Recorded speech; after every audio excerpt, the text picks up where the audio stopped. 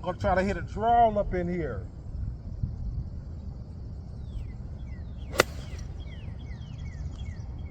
Oh my goodness, that's gorgeous. 181.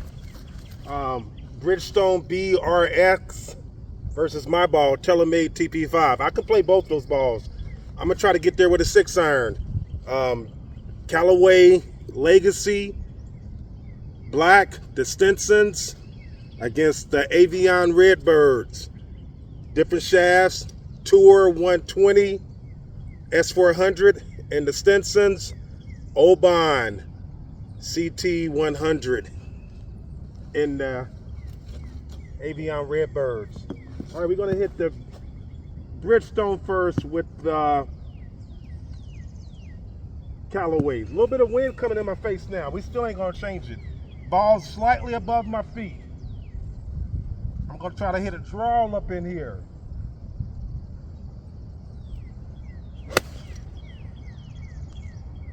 Oh my goodness, that's gorgeous. Wind got it right there in front of the green. Beautiful ball. We're gonna duplicate the same shot. We're gonna try with the Avion Redbird. See how close we get. Wind kicking up a little bit more. Let's make it fair. Let this wind get past me. It wasn't that much wind when I hit the Callaway. We'll just wait a minute. Give it a fair chance. Pure Blade versus a Players Club. Both forged out the same material. Here we go. So I'm still trying to hit that big old high draw.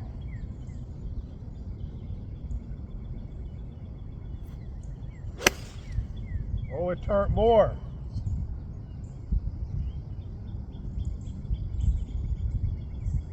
Wow. Two powerful shots. The blade turned more than the Legacy.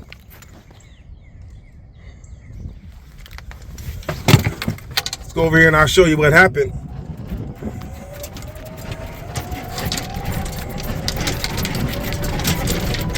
I mean, two powerful shots. It's just the blade turned. The blade actually drew hard. Cut right through the wind and drew hard. And the flag's in our face too. All right, which the blade's gonna get a little bit more distance because it drew so hard. Actually, it was, I would call that a hook, really, but it was a controlled hook. So pin high, but I'm gonna add 7 yards to that because of the type shot it was. Now look at the flag. See, I should have waited a little bit longer. There's no wind here, and that wind blew that ball, the second shot, off a little bit. You feel it coming off the creeks. And then here goes the Stinson right here. It stayed its line, but then the wind helicoptered this one. Just parachuted it in the air, and I just saw it just drop. Just dropped out the sky. Two different clubs, tried to hit the same shot. I was happy with both strikes. I was happy with the sound on both those balls. I could play any one of these clubs every day for the rest of my life.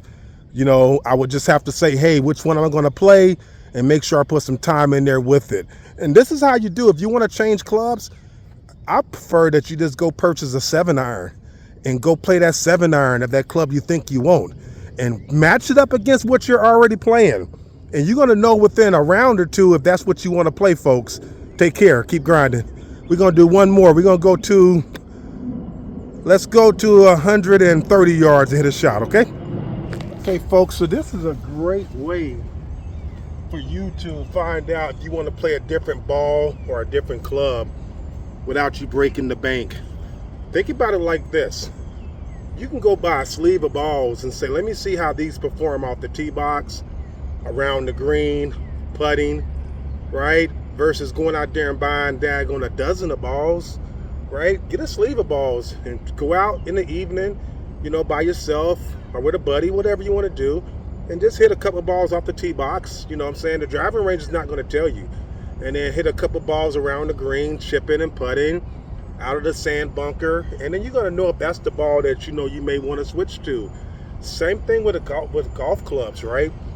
Why go out there and purchase $1,400, $1,500, $1,600 worth of clubs, and then you keep them for 5-6 months and you relist them, when you can simply order a 7-iron or an 8-iron, right? And you can go out and play with that club for a month and a half, 4 or 5 weeks, and you're gonna know.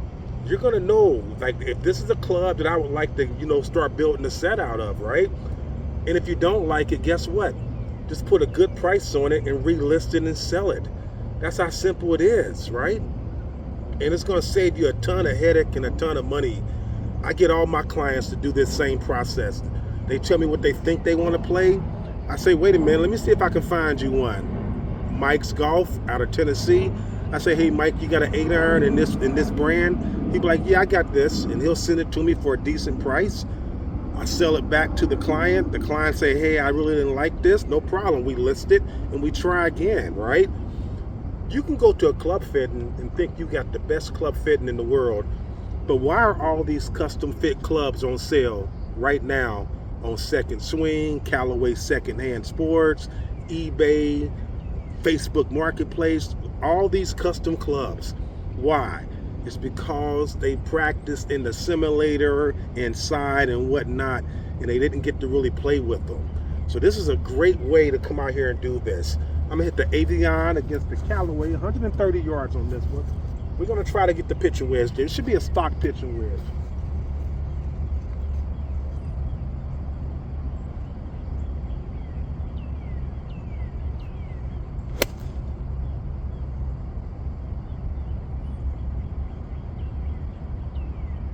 Man, enough clubs. Just a little bit of pull on that one. I don't even think it's a pull. I think it's just because I haven't played them. Beautiful ball. And then the Legacies. I think the aim was off. So we'll correct it on this one.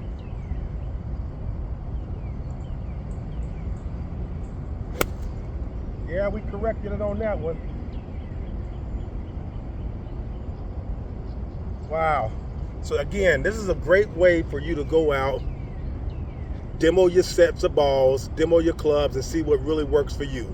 Take care, keep grinding. Remember, the journey does require work. Peace.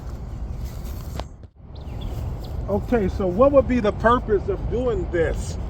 All right, so let's go ahead and summarize this, right? So the purpose of doing this would be, say you playing a ball and you say, hey, I'm really interested in playing another ball. So wouldn't it make more sense to go out and just get a sleeve of balls, right? Go out one evening with your buddy, yourself, hit some off the tee box, hit a bunch around the green, putt with them, see how they respond. Not on the driving range, on the golf course. And then you'll know if you want to introduce that ball into your golf bag, right? All right, so what are you looking for with the golf ball? You're looking for consistency. You're looking for how it performs when it's windy. You're looking to see how it performs when you miss it, the spin axis, how much it turns, your dispersion. What about golf clubs? Well, this is a different animal. You got 2 different golf clubs out there. You saved yourself some money. Instead of going out there spending $1,500 on a set of clubs, you bought one club for $100. If you don't like it, you can relist that club and sell it, right? You can use it as a practice club. I say relist it and sell it. We do it all the time. What are you looking for? You're looking for strike? You're looking for confidence, looking down at the ball? You're looking for your miss. If I miss a shot, what is my miss? Is it a block? Is it a hook? Is it feel? How does this club feel? Does it give me confidence standing over the ball, right? You're gonna know playing that 7-iron or 8-iron if you want to purchase the whole bag. I'm telling you, it's the smart thing to do. It is the smartest thing to do. Purchase you a 6, 7, or 8-iron and noodle around with it. Find out if that's what you want. All right, so here's the Avion Redbird. Gonna hit this one with the TaylorMade again. Let's hit the Avion with the Bridgestone this time. Wind's coming off my face, my cheek, my right cheek.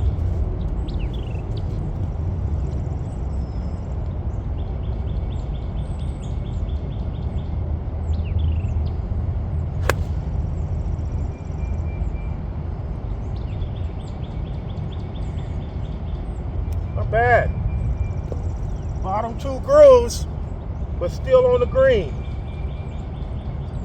Good miss. All right, now the Callaway Legacy Black, the Henry Stinson. Gonna hit it with this club.